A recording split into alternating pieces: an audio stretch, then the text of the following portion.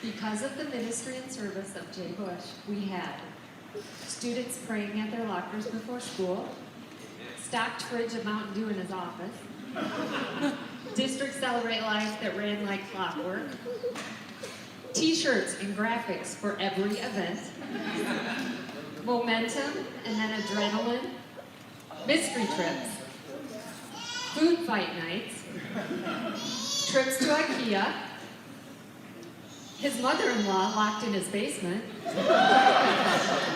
That's a story you can ask him With a about. football helmet, too. And football. Eating at Famous Dave's for every ski trip. The projector and the big screen in the youth group room. Deep teaching on Wednesday night. For my own kids, I'm thankful for that. Searches for the Maxwell twins.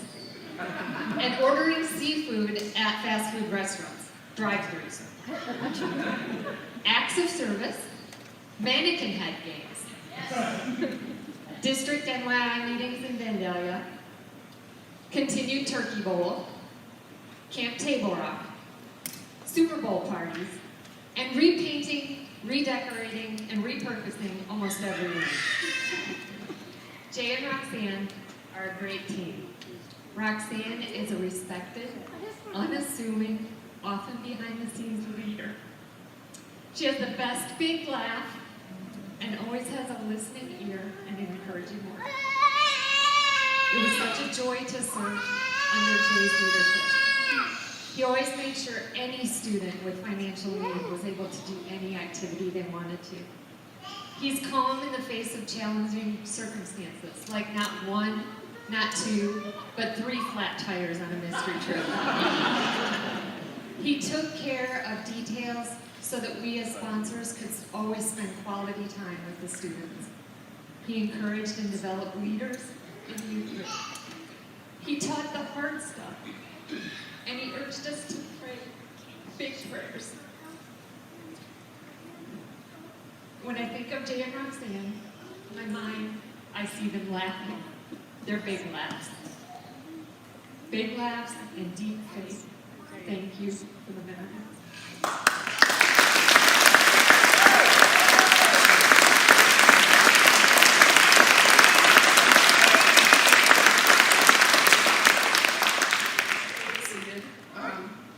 I even remember AOL was so big that I got his email and emailed him before he even got here, because that's who I am. And I was very excited to just say hello, even on an email. I remember everyone so excited, and right off the bat, we started doing fun things and bonding together. You really were the missing piece that just connected, and God knew exactly what he was doing when you got here. Which that kid meant it. I'm going to repeat some of the things that Julie Bott said, but I was thinking of events that I attended myself with you as a youth and then also as a sponsor, but youth group in general, summer camps, Celebrate Life, midwinter retreat, ski trips, mystery trips, back to school bash, lake days, concerts, a choir and a fire, and momentum, which there was a night when Jay challenged all the kids that came to Momentum, which was an outreach ministry on Friday nights. And he said, if you bring 300 kids, I'll dye my hair pink. And they did it, and he had to wear his hair pink for 2 weeks. Which was awesome. We had 320 kids here that night. And that outreach ministry in itself was awesome. As a 17-year-old, new youth pastor, little did you know I would be sobbing on your couch in 2007, and you handled it with grace. You prayed for me and you meant it. And as a young adult, starting to be, still is a loud resounding sound when I think of you guys. There have been times in life where Jay has been totally justified to get upset at something but didn't. There have been times where Jay had the right to defend himself loudly but didn't. He always lived out the fruits of the Spirit: love, joy, peace, patience, kindness, goodness, faithfulness, and self-control. But let's talk about something funny. This is kindness and patience lived out. When his son Austin was still in the youth group, he would sarcastically ask almost every week for prayer that his school would burn down so he wouldn't have to go to school. And he would always handle it with grace and say, "I'm not praying for that." And it became a constant joke, and I'll never forget. Self-control is a big one too, especially in the world today, but Jay, you lived it out, and there's nothing better than a message about God. When you live out those things, times where I would have had your back and you would have gotten upset or defended yourself, but you handled yourself with grace, which speaks itself louder, like living your life out. That's what we're supposed to do. We lived it out. I don't think I will ever, well, we know Jay had no self-control when it came to his love of sports. Especially the Cowboys, and you love Ohio State, right?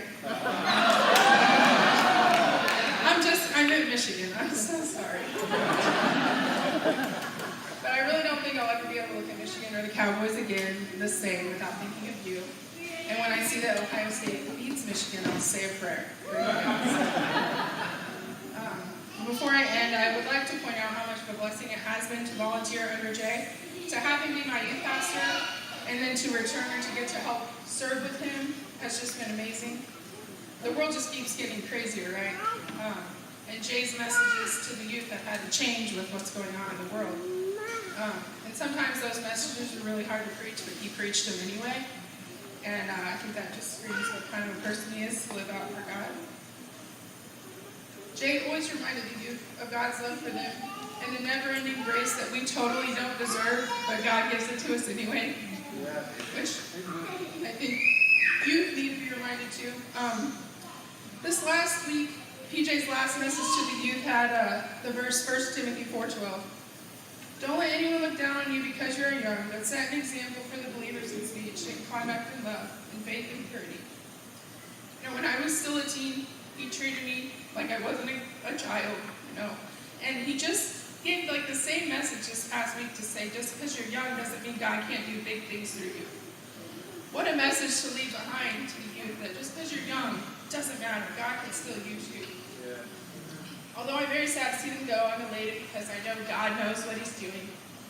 And I'll be visiting you on the beach. Jay and Roxanne, thank you for your commitment all these years to our church and our youth group. You're amazing kids that aren't kids anymore. It's been amazing to see them grow up. I have nothing but love to send you off, but I'm going to miss you so much. Thank you.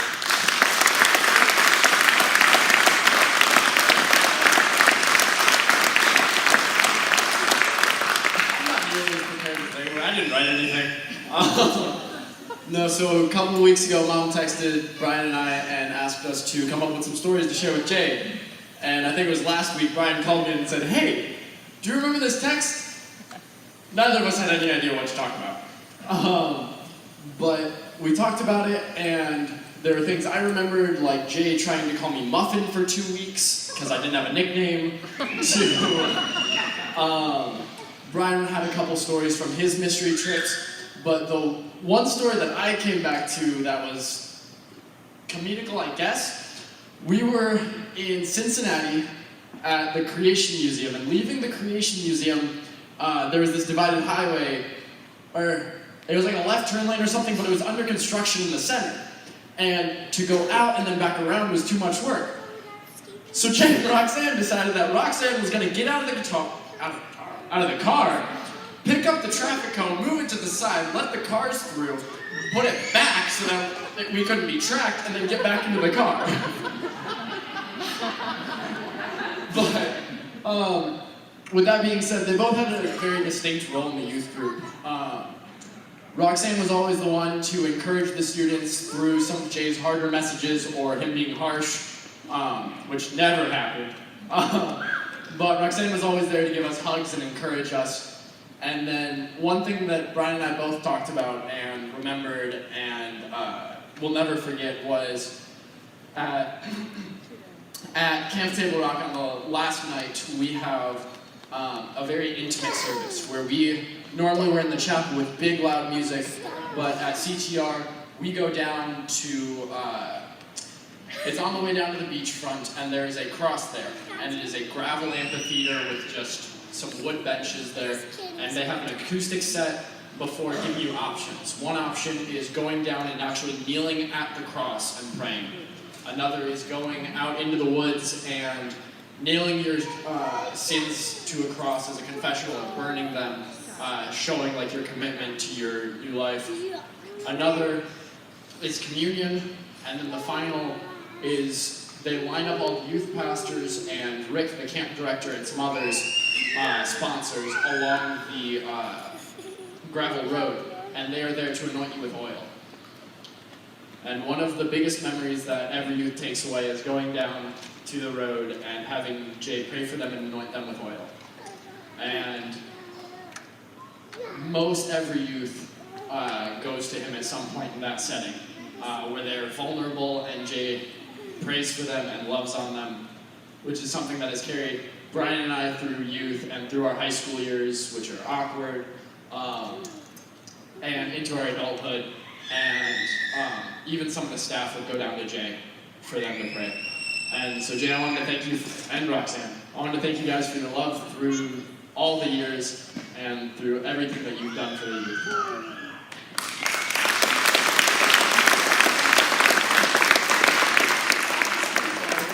We are also excited that God drafted you to North Carolina.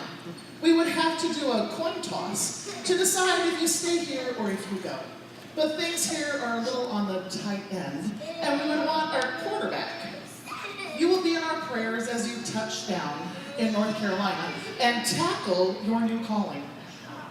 We will be praying that God will use your gifts to complete conversions that result in victory in Jesus. We pray that God will help you not to fumble or jump off sides, but stay focused on Him and His playbook.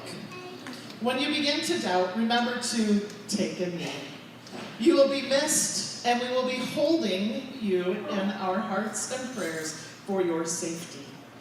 May your new congregation be opened and wide receivers of your love and gifts. We love you, your favorite team at Springfield First NC.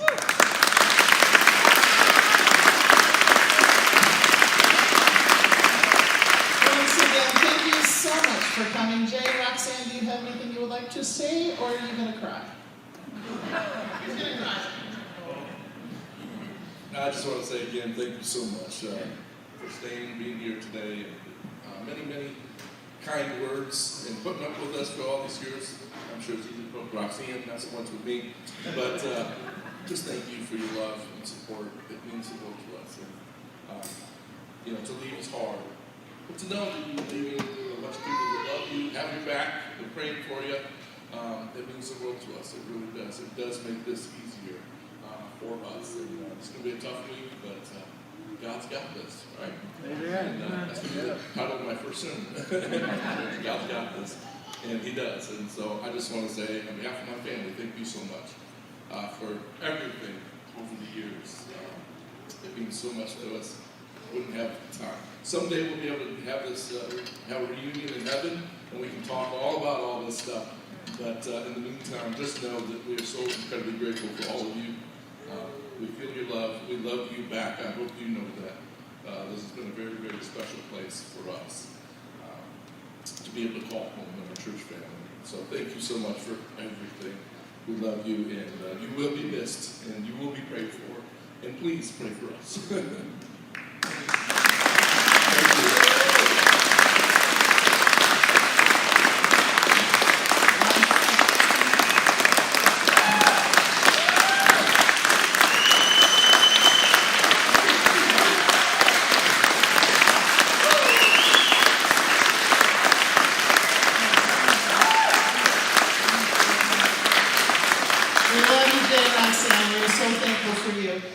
Some people may have noticed this little flashing thing up here. This is so if you want to take a forever memory, take a little snapshot, you may. And there's even this little sign on here that says, Forever fans, Springfield First Church Nazarene, that you can hold as you take a picture with the bushes. So, anyway, enjoy. Thank you guys.